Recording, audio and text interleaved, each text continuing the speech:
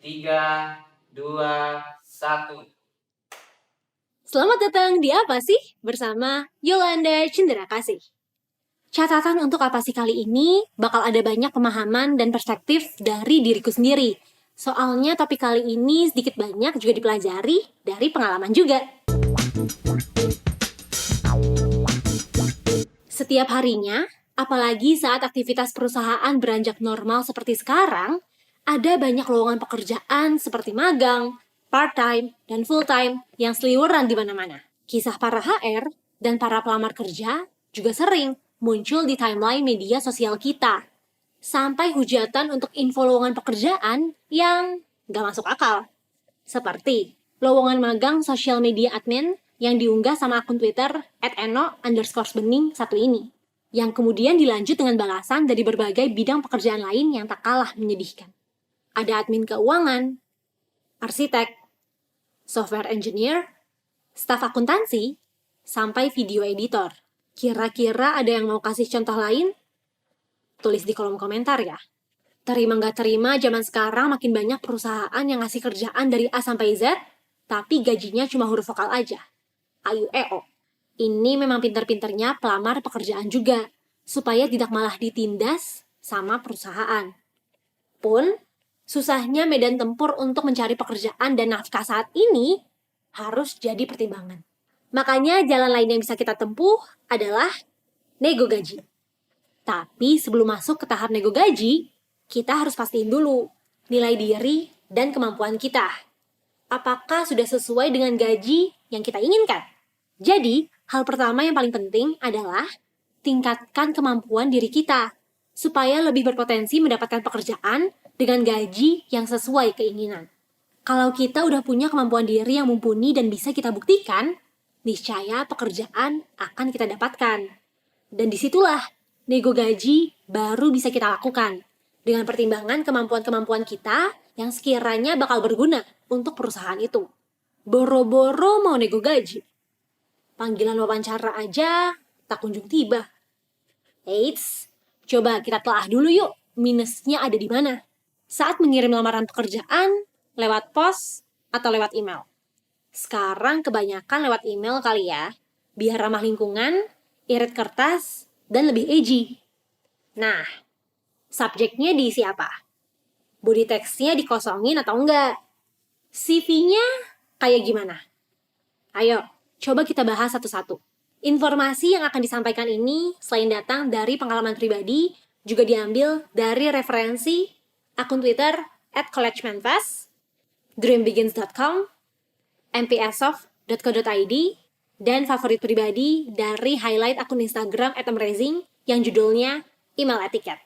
Harus diingat, jangan pernah mengosongkan subjek dan body text email. Untuk subjek email, jangan bertele-tele. Be straight, right to the point. Mau apa? Kalau nulis CV application, untuk posisi apa? Gak mau kan? Emailnya di-skip dari inbox gara-gara dikiranya bukan untuk posisi yang dimaksud? Itulah mengapa subjek email itu penting dan harus diisi. Supaya HRD atau orang yang menerima email itu tahu apa isi email itu sebelum membukanya. Peraturan ini juga berlaku untuk email lain ya, bukan hanya lamaran pekerjaan saja. Untuk body text, jangan mentang-mentang bakal lampirin CV, malah jadi dikosongin. Pernah denger cover letter? Itu loh, surat pengenalan diri singkat yang isinya ngungkapin keinginan untuk bergabung dengan perusahaan yang dilamar. Nah, kalau zaman dulu, pas masih ngirim lamaran pekerjaan menggunakan pos, mungkin si cover letter ini bakalan di-print, terus dimasukin juga ke dalam amplop. Tapi berhubung sekarang zaman udah makin canggih, body text yang ada di email bisa banget diisi dengan cover letter. Jadi nggak perlu attach cover letter lagi kan? Kenapa lebih baik cover letternya dituliskan di body text email? Karena saat email itu dibuka, body text email adalah gerbang utama pengenalan diri. First impression kalau kata orang-orang mah. Alexander Tian juga menyematkan kalimat penguat dengan bilang, ada banyak banget email lamaran pekerjaan yang masuk. Si HRD atau orang yang nyortir bisa saja tidak downloadin CV-nya satu persatu. Kalau saat emailnya dibuka dan rasanya tidak sesuai, ya lamaran pekerjaannya langsung masuk ke tong sampah. Buat apa susah-susah download CV-nya lagi? Dapat disimpulkan mau sebagus apapun CV yang kita kirim, gak bakal ada gunanya. Kalau misalnya gak di-download atau gak dilihat, gara-gara first impression yang kita kasih, zong. Itulah mengapa body text itu penting untuk diisi dengan baik dan benar, bukan asal ngisi ya. Perkenalkan diri dengan sopan. Ada baiknya juga untuk memberitahukan dari mana info lowongan pekerjaan itu didapatkan. Alasan kenapa mau kerja di situ dan kenapa merasa cocok untuk bekerja di situ. Informasi-informasi yang sekiranya bisa menjual diri kita lebih, seperti hobi atau aktivitas yang sesuai sama perusahaan, atau mungkin kemampuan yang sekiranya dibutuhkan oleh perusahaan dan sesuai dengan posisi yang dilamar, juga bisa untuk dikeluarkan dari awal. Dengan mengenal diri si pelamar secara singkat lewat body text email, keinginan untuk mengenal lebih jauh lewat CV akan semakin besar. Plus, kalau misalnya ngelamar di perusahaan yang bergerak di bidang kreatif, keluarkan juga tuh kreativitas dalam memperkenalkan diri. Gak perlu yang kaku banget, seperti perkenalkan, saya adalah (2), nama (2), enter.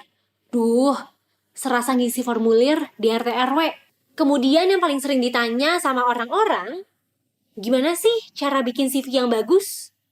Well, ada satu contoh CV yang asik untuk ditiru. Tapi budgetnya tidak seasik itu. Pada Agustus 2019, CV magang dari seorang mahasiswa asal Bandung bernama Rizky Anugrah viral di Twitter. Dia mengirim CV itu ke kantor pemilik akun Twitter @kuangkuang. Apa menariknya CV itu? Dia membuat sebuah CV dalam bentuk kemasan Lego. Dan sepertinya ada satu Lego kecil juga dipaketkan di dalam situ. Simple, isinya sedikit tapi informasinya terbilang lengkap. Ada nama, umur, kota domisili, link menuju portfolio, kemampuan dan bidang yang diminati, pendidikan, pengalaman kerja, sampai kontak pribadi juga ada. Semua informasi singkat itu menjadi semakin menarik karena kemasan penyajiannya. Pun biaya bikin satu CV-nya pasti bakal berbeda dengan CV yang di-print di kertas HVS saja. Tapi memang ada baiknya sih, jangan print CV di atas kertas HVS. Karena terlalu mainstream, cepat sobek, dan mudah basah. Minimal tipe-tipe art karton lah, biar kelihatan niatnya. Itu pun harganya tetap berbeda dengan CV Lego. Apalagi kalau dikirim ke beberapa perusahaan. Namun, terbukti kan hasilnya? Kalau tidak mau se-ekstrim itu dan hanya mengirim CV lewat email, juga nggak masalah kok. Berikan saja tampilan yang mudah dimengerti, enak dilihat, rapi, dan menarik. Itu juga udah cukup. Yang penting penerima lamaran kerja bisa mengenal diri pelamar kerja lebih dalam lagi dari melihat CV. Makanya, jangan sampai salah kirim impresi ya. Ada beberapa data yang penting dan harus dicantumkan di dalam CV. Paling krusial, nama, alamat, dan kontak yang bisa dihubungi, seperti email yang aktif atau nomor handphone. Perlu diperhatiin juga nih, jangan cantumkan email yang susah dibaca, kemungkinan tipenya besar, alay, atau apapun lah istilahnya. Be normal, be professional. Ada yang bilang kalau keterangan seperti agama, suku, tempat tanggal lahir, usia, berat badan, tinggi badan, bahkan foto, nggak perlu untuk dicantumkan. Tapi ada juga yang menganggap itu perlu dan bisa jadi masuk ke salah satu syarat kualifikasi posisi yang dicari.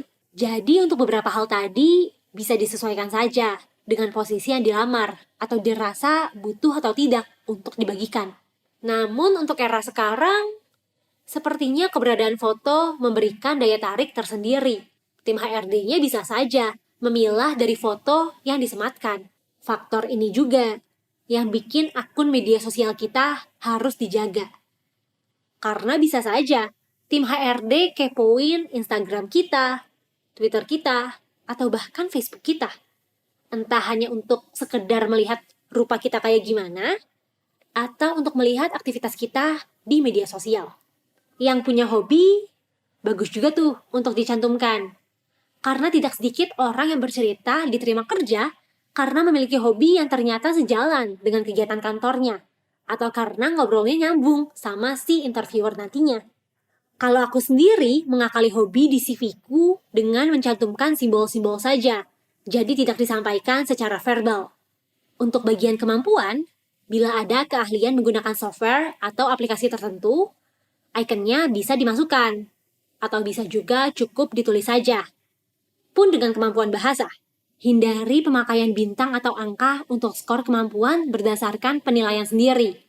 Misalnya, kemampuan editing video dapat bintang 4 dari 5. Validitasnya sulit untuk dijelaskan.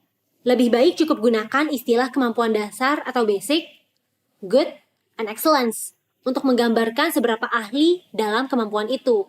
Lebih akurat lagi, kalau memang pernah menjalani tes kemampuan serupa, seperti TOEFL untuk kemampuan berbahasa Inggris. Skornya bisa tuh dicantumkan di dalam CV, dan pastinya bakal lebih terpercaya. Riwayat pendidikan cukup cantumkan tahun belajar, formal atau non-formal, serta di mana. Standar lah ya ini. Dan jangan lupa pengalaman. Dipisah-pisah ya judulnya. Pengalaman bekerja atau work experience diisi dengan yang relevan dan dimulai dari yang paling akhir. Pengalaman magang juga bisa banget dimasukkan. Apalagi kalau belum pernah bekerja full time sama sekali. Belum ada pengalaman magang juga, masukkan pengalaman berorganisasi. Pernah jadi relawan untuk apa, acara apa, bisa juga tuh dimasukkan. Tapi kalau kayak gitu judulnya jangan pengalaman kerja ya, melainkan pengalaman berorganisasi. Jangan dibuat bertele-tele ya. Tuliskan sebagai apa, tahun berapa sampai berapa, dan di mana atau acara apa, sebetulnya cukup. Tapi kalau mau kasih narasi singkat, 1-2 kalimat tentang apa saja yang dilakukan selama itu, bisa juga membantu. Sesuaikan saja dengan komposisi CV. Apakah sudah kepenuhan? Tulisannya kebesaran atau kekecilan nggak? Template CV juga sudah bertebaran di mana-mana. Contek kanan, contek kiri, atau cek cvparade.com juga bisa. Namun kalau aku pribadi, lebih condong ke desain CV sendiri, supaya meninggalkan kesan yang beda saat dilihat. Plus, anti-mainstream. Pemilihan warna juga penting loh. Jangan sampai CV-nya malah bikin sakit mata. Pastikan juga tulisan di CV bisa kebaca. Jangan tahu-taunya warna tulisannya mirip sama background. Kalau mau ada gambar juga harus dikonsep, bukan asal tempel sana-sini. Bahasa juga harus diperhatikan. Kalau misalnya dari atas sudah menggunakan bahasa Indonesia, berarti sampai bawah juga harus menggunakan bahasa Indonesia.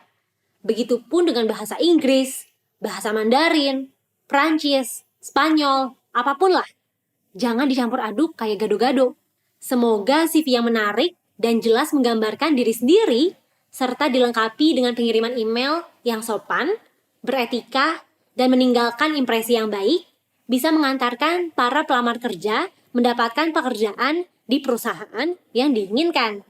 Dengan gaji yang didambakan juga pastinya.